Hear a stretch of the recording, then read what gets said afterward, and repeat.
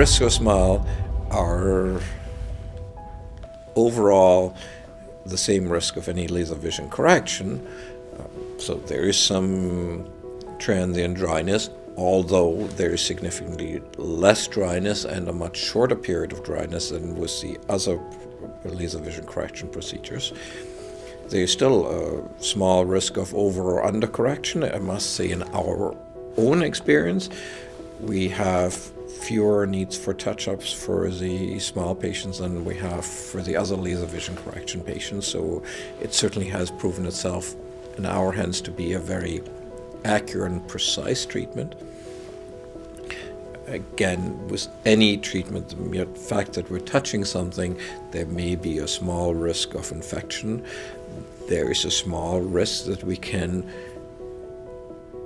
make some unrecognizable structural weakness a bit worse, and that we have to do a strengthening treatment afterwards, which we can do.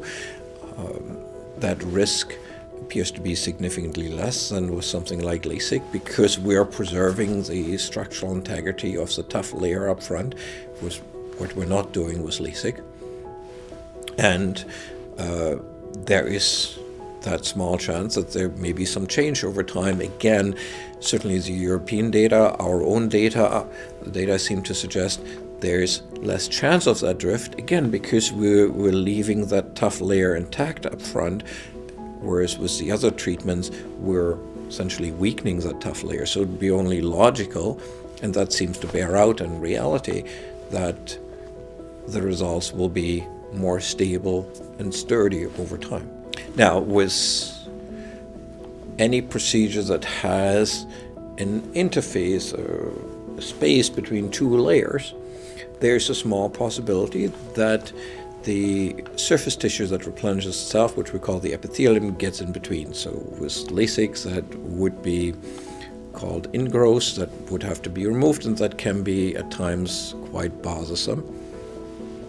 With SMILE, few of the epithelial cells may get dislodged into the layer in between, and because it multiplies, it tends to grow. Now, the nature of the laser is such that it makes the two sides of the interface quite sticky, so it won't go very far because it really sticks down, but there's sometimes the need to remove such little collection of epithelial cells.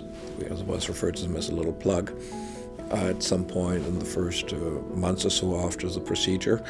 It tends to not recur, whereas with LASIK and the flap, it can be a more recurrent, bothersome issue because there's a more natural way for this to get back into that, and because you have to lift the whole flap up to remove it, whereas in SMILE you're not really having to lift up and open up the entire interface.